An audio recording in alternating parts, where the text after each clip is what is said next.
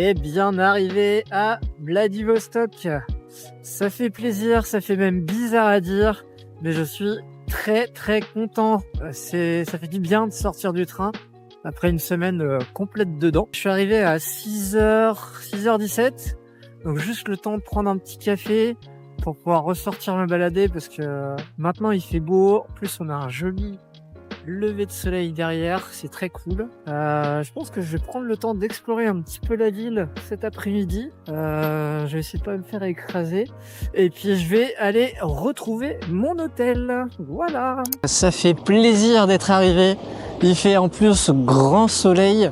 Donc j'ai eu le temps de poser mes affaires à l'hôtel. Donc là, je suis tout bon. J'ai 2 missions aujourd'hui, 3 même. La première, faire une lessive, ça peut paraître bête, mais quand tu regardes sur Google Maps et que tu cherches, et ben tu trouves rien ou des trucs qui n'existent plus parce que ça date de plus de 5 ans.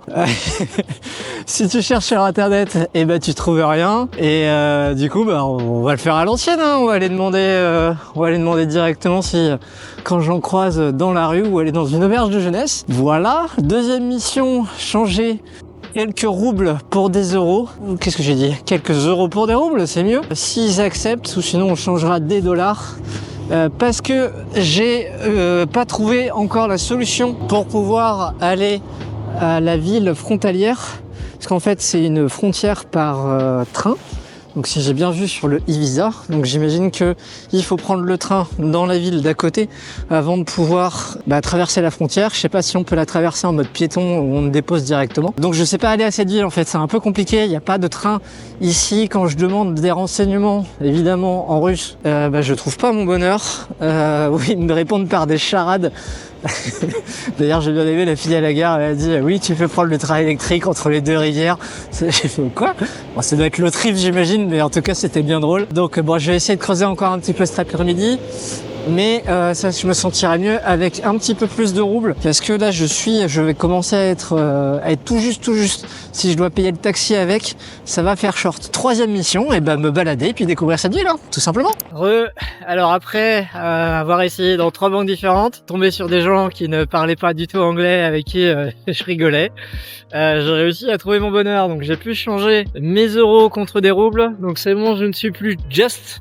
Donc je vais pouvoir me payer des petits trucs genre je sais pas s'il y a des petits musées ou quoi, j'ai pas encore regardé, mais au moins j'aurai plus ce léger stress. Donc ça c'est fait. Maintenant il va falloir que je trouve une laverie et ça risque d'être un petit peu plus compliqué parce que pour l'instant je n'ai absolument rien de vu qui ressemble à ça dans le coin. Bon, on va continuer à marcher puis on verra bien. Moi je me balade dans Vladivostok et là je suis arrivé du côté du port. Alors c'est plutôt sympa, il y a beaucoup de bateaux. Alors je savais que c'était un port important mais je m'attendais pas à ça. Il y a pas mal de bateaux militaires notamment, hein, évidemment. Des 2 symboles de Vladivostok que moi j'ai retenu en regardant un petit peu sur internet, au moins quand on tape le nom de la ville, c'est hop derrière cette basilique qui est plutôt sympa. Et bien sûr c'est le grand pont qui relie les deux rivières, comme m'a dit ce matin la fille de la gare.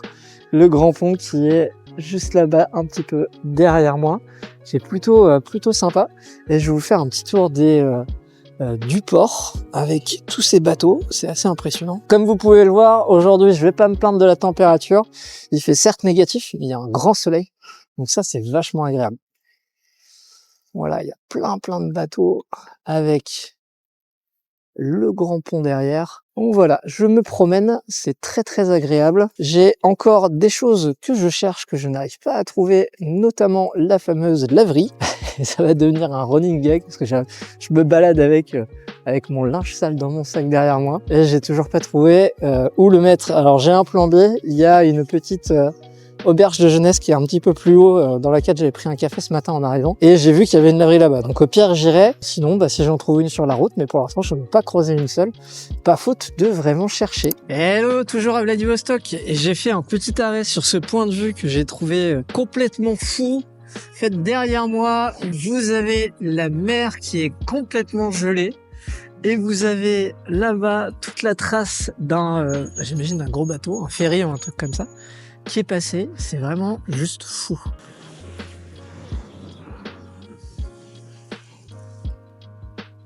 Alors, par contre, je sais pas dire. Non, je pense que c'est bien de la mer gelée, où il y a des gens qui ont écrit un truc. Et voilà, j'ai trouvé ça vraiment ouf. Alors, aujourd'hui, ça va être mission. Donc, toujours laver ses vêtements. Donc, je vais activer mon plan B et aller au niveau de l'auberge de jeunesse que j'avais vu le premier jour. Parce que eux, je suis sûr qu'ils ont une laverie. Ensuite, ça va être la partie un peu cachée que je monte pas en vidéo. Mais c'est toute la partie en fait où je fais mes recherches pour avoir tous les prérequis pour voyager en fait. Donc là, l'idée c'est de se poser, lessive, et puis faire des recherches sur le PC en attendant. J'aime bien ces petits moments. Ça, je regarde beaucoup, désolé, je suis en petite pantée là, donc je suis un peu essoufflé. J'aime bien ces petits moments parce que c'est toute la partie logistique qui se cache un petit peu derrière le voyage, mais qui est nécessaire. Pour l'instant, j'en suis où sur cette logistique-là? J'ai, je crois, j'ai la nuit d'hôtel à Sui Fin Hei, accent chinois complètement inexistant, comme vous pouvez le voir. Ensuite, je vais aller à Dalian, qui est un petit peu plus au sud, au niveau de la péninsule, pour pouvoir prendre le ferry pour aller à Séoul. Le problème, c'est que sur le site, c'est dit que c'était ok, mais apparemment, c'était déjà ok pour d'autres ferries qui au final ne circulaient pas. Donc, je vais essayer de me renseigner là-dessus, voir si ça vaut le coup que je fasse ce ferry-là. Moi, ça m'arrangerait parce qu'en soi, c'est juste à côté de... Enfin, juste à côté. C'est à, je sais pas, 2 trains de là où je compte... là où je passe la frontière, donc ça serait beaucoup plus pratique pour moi. Après, sinon je vais devoir redescendre un peu plus bas sur la péninsule, à Wenhei. Donc là ça va me faire perdre un peu de temps, que ça soit sur mon nombre de jours en Chine, que je voulais plus faire sur le retour, enfin exploiter sur le retour. En soi ça sera pas grave tant que j'arrive à ma destination finale. Donc voilà, aujourd'hui je vais aller regarder tout ça, je vais prendre les billets de train que je peux prendre, les nuits d'hôtel que je peux prendre, jusqu'à la prochaine étape, tout simplement. Alors, petit update sur le trajet, je passe la frontière de la Chine demain, je vais passer une nuit là-bas. Et pour la suite, donc j'ai regardé un petit peu cet après-midi, très compliqué pour moi de faire la traversée maintenant. Il y a plusieurs ports, je suis pas forcément sûr que les bateaux soient pas en maintenance. C'est la période, donc malheureusement le timing est mauvais, mais je pouvais pas trop anticiper. C'est pas vraiment grave.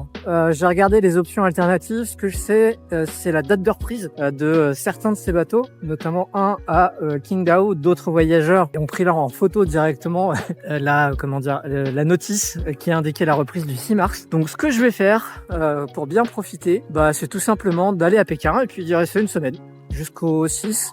Ou ensuite je prendrai un train pour aller prendre le bateau. Hello, bien arrivé à Pogranichny. J'ai dû prendre le taxi pour venir ici. C'était un peu compliqué, il voulait pas via l'application. J'ai dû aller discuter avec un que j'avais vu sur l'appli et négocier pour qu'il puisse me prendre. Donc j'ai payé un peu plus cher parce qu'en fait il m'a dit qu'il est assuré d'avoir quelqu'un pour y aller, mais personne pour revenir. Je prends. Donc on a un peu négocié le prix. Et me voilà. Bon, c'est pas si fou, hein? C'est la zone. Mais au moins je suis là. Donc maintenant, je vais chercher mon train pour aller en Chine. Let's go. En fait, j'ai pas compris. Ils m'ont dit que les tickets étaient à partir de 3h, mais j'avais compris que le train partait à 3h. Donc là, il est 14h20. Donc je me présente un petit peu. En fait, je suis rentré dans des bureaux de poste de douane. J'ai demandé si je pouvais acheter un ticket. Du coup, on se comprenait pas parce qu'il parlait russe, évidemment. Donc j'ai mis avec Google Translate. Et la dame très gentiment m'a dit mais c'est pas ici qu'on achète les tickets. Du coup, elle m'a réemmené en bas et ils m'ont expliqué que c'était à 3h que ça ouvrait, les offices pour pouvoir acheter les tickets, et que le train partait à 17h30. Donc après, j'ai un douanier qui m'a emmené m'asseoir ici, qui m'a dit tu peux attendre, tu peux dormir, puis il m'a montré les petites prises qu'il y a là, et une petite tape sur l'épaule en me disant je pense bon courage.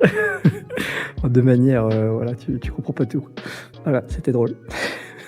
Et salut YouTube, je suis actuellement à Harbin où je vais devoir attendre quelques heures pour mon prochain train qui m'emmènera à Pékin.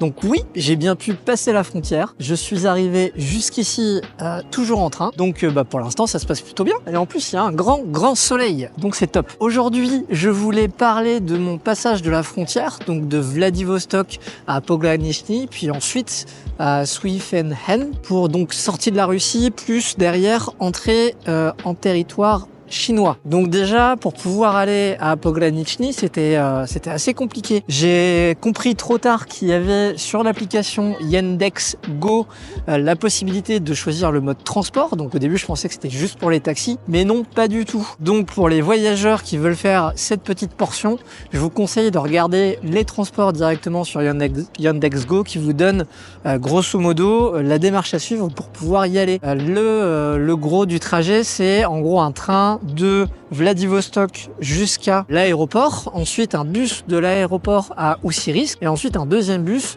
qui vous amènera directement à la gare de Pogranichny. Attention aux différents horaires. En fait, moi ce que j'avais peur, et c'est pourquoi j'ai pris un taxi, c'est que j'arriverais trop tard pour pouvoir prendre le train. Les horaires du départ du train n'étant pas affichés, le train pour moi il est parti à 17h44 je crois. Donc en gros c'est dans ces eaux-là qu'on part, sauf que l'ouverture des billets était à 15h. Ensuite, une fois le billet en poche, à peu près une demi-heure, une heure après, donc 15h30, 17h, c'est là qu'il va y avoir le passage de la frontière à proprement parler. Donc sur le passage de la frontière, donc chacun va passer, va déclarer les choses qu'ils ont à faire, etc. Et pour moi, en tant que petit Européen, ça a pris beaucoup plus de temps que prévu. Je pensais que ça allait faire comme à l'entrée, mais pas du tout. Ça a pris une bonne heure. Donc c'était assez lourd, assez difficile, mais je m'en suis quand même sorti. Donc en gros, qu'est-ce qui s'est passé? Donc après avoir directement passé les bagages, montré mon passeport, quelqu'un est venu pour prendre mon passeport et est parti de son côté. Donc j'ai pas trop compris ce qui s'est passé. On a récupéré bien sûr ma petite carte d'autorisation de territoire et la personne m'a demandé de la suivre pour pouvoir me poser des questions. Donc en gros j'étais mis dans une petite pièce à l'écart, la personne était partie avec mon passeport et là ils m'ont demandé si je parlais russe, j'ai dit non, je parle anglais. Donc ils sont allés chercher un traducteur, donc c'était une traductrice qui est venue s'installer avec moi et qui m'a expliqué ce qu'allait se passer. Donc en gros, elle m'a dit que il allait avoir des questions à me poser, il allait avoir une fouille du sac et c'est ce qui s'est passé. Donc ils sont venus, ils m'ont demandé mon téléphone, mon ordinateur, le mot de passe du téléphone, le mot de passe de l'ordinateur. Donc ça c'était un petit peu flippant parce que je savais pas du tout ce qu'ils ont fait avec. Ils sont partis avec l'électronique et aussi la carte SD de la caméra pour regarder ce qu'il y avait dessus et ce que j'avais pris en vidéo et en photo. Donc ils ont pris tout ça, ils l'ont mis dans une autre pièce et la personne est revenue et c'est là qu'a commencé l'interrogatoire. Donc l'interrogatoire ça a été pour ceux qui l'ont déjà fait dans la communauté bas carbone, c'est assez classique, mais il faut quand même être un minimum préparé. Donc déjà notamment sur le téléphone, essayer d'éviter d'avoir des photos on va dire compromettantes, essayer d'avoir je sais pas des gros articles dans son historique sur tout ce qui est guerre en Ukraine, etc. Clairement, je sais pas du tout ce qu'ils font, mais mieux vaut prévenir que guérir. Donc, avant de passer la frontière, essayez de virer tout ça de votre historique et virer des photos compromettantes. Pas de photos, par exemple, du point de passage. Donc, si vous en avez pris avant, essayez de les retirer. Voilà. Donc, à partir du moment où l'interrogatoire commence, ça va être un peu tout et n'importe quoi. Donc, ils vont déjà vous demander grosso modo d'où vous venez, ce que vous faites ici, comment vous êtes arrivé là. Ensuite, ils vont vous demander ce que vous faites dans la vie, si vous avez fait le service militaire, si vous avez de la famille, si elles sont des militaires, etc., etc. Donc, il n'y a pas que ça. Il y a aussi évidemment ce que vous pensez de la situation, de leurs problèmes, comme ils ont dit, sur la scène internationale. Donc, évidemment, ils font référence à la guerre en Ukraine. Donc, vous allez, pour ma part, j'ai botté en touche. Ça s'est très bien passé. J'ai dit que ça ne m'intéressait pas. Ensuite, ils demandent ce que vous pensez de leur président, donc de monsieur Poutine. Pour ma part, donc pareil, j'ai botté en touche. J'ai dit que je pensais rien de spécial, à part que c'était quelqu'un d'assez fort et froid, on va dire, hein, petit stéréotype des gens russes. Et à partir de ce moment-là, ils n'ont pas creusé non plus, ils n'ont pas insisté sur ce que je pensais vraiment ou ce genre de choses. Après, ils ont posé des questions évidemment sur le pays, c'est-à-dire en France, ce qui se disait dans les médias sur la Russie. Donc là, c'est pareil, j'ai encore une fois botté en touche en disant que personnellement, je ne regardais pas les médias et que c'était pas vraiment ma tasse de thé. Pour moi, je vous conseille de faire ça si jamais on vous pose la question, parce que derrière, ils insistent pas. Donc c'est plutôt pratique pour dénouer un petit peu ce truc-là. Donc entre deux questions, il va y avoir l'interprète qui va vous parler un petit peu de tout et de rien. Je pense qu'elle joue aussi un peu le rôle de la good cop, on va dire. Donc l'interrogatoire dure une bonne heure. Ils vont vous relâcher juste avant de pouvoir prendre le train. Donc moi, c'était clairement 5 minutes avant le train. Ensuite, ils m'ont mis le petit tampon sur le passeport et j'ai pu prendre mon train. Donc c'était quand même assez chaud, mais une fois qu'on a toutes ces infos et les témoignages des différents voyageurs bas carbone qu'on peut retrouver notamment sur la Libye, on est quand même prêt. On est prêt à tout ça, on sait plus ou moins quoi répondre, on a anticipé et je pense que ça passe mieux, même si ça restait quand même assez costaud, ça passait mieux. Aussi, j'ai pas précisé, mais dans la pièce, il n'y avait pas que la traductrice et la personne qui gérait l'interrogatoire, il y avait aussi 3 autres personnes à côté.